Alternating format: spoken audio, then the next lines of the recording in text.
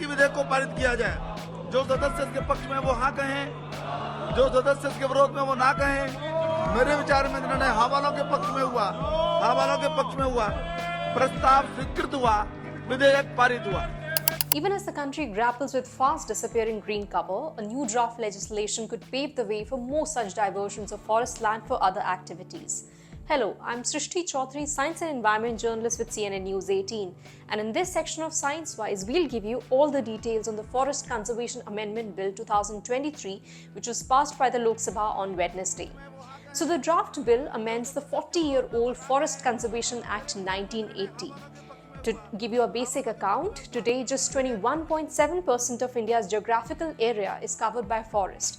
However, over the years, large tracts of forest land have been diverted for other uses, infrastructural projects, industries, agriculture, and habitations. The diversion of forest land nearly doubled from 6,000 hectares to 10,000 hectares a year since 2014.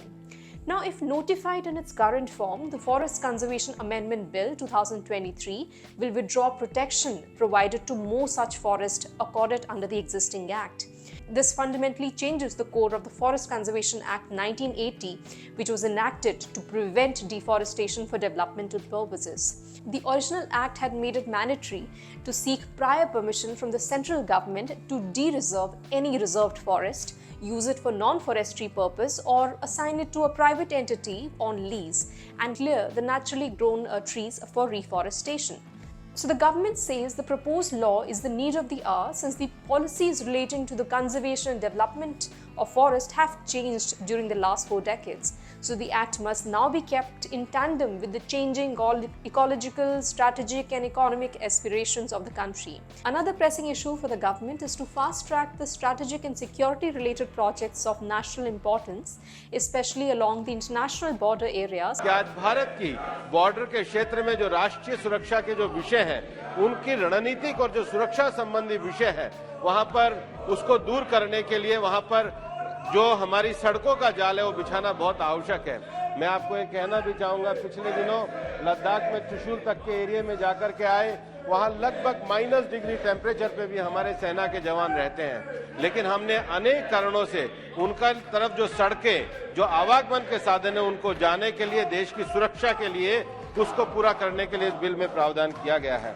दूसरा एक और विषय है, जो सार्वजनिक सड़कें हैं या रेलवे के किनारे जो छोटे प्रतिष्ठान हैं, उन लोगों को भी सुविधा देने का इसमें ये विषय किया गया है।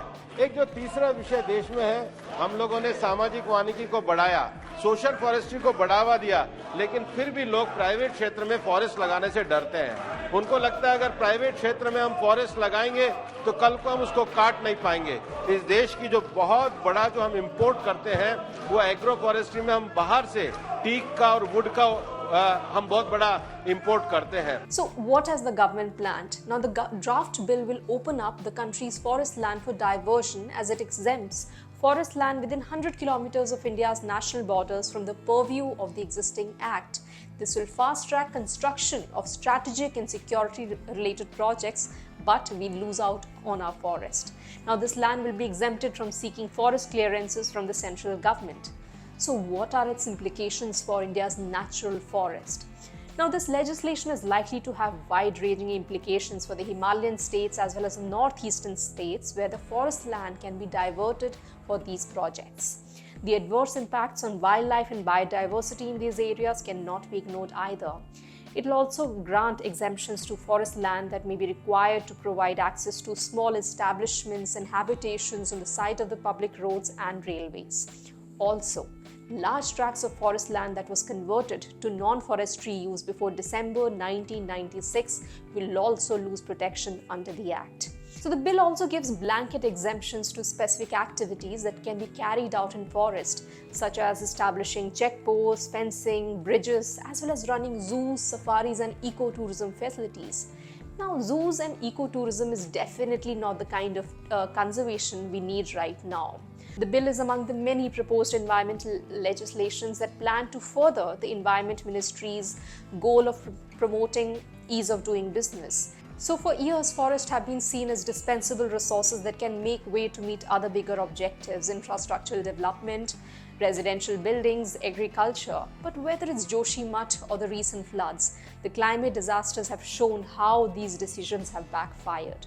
So is the more pressing need now to protect and conserve what is left of our natural forest?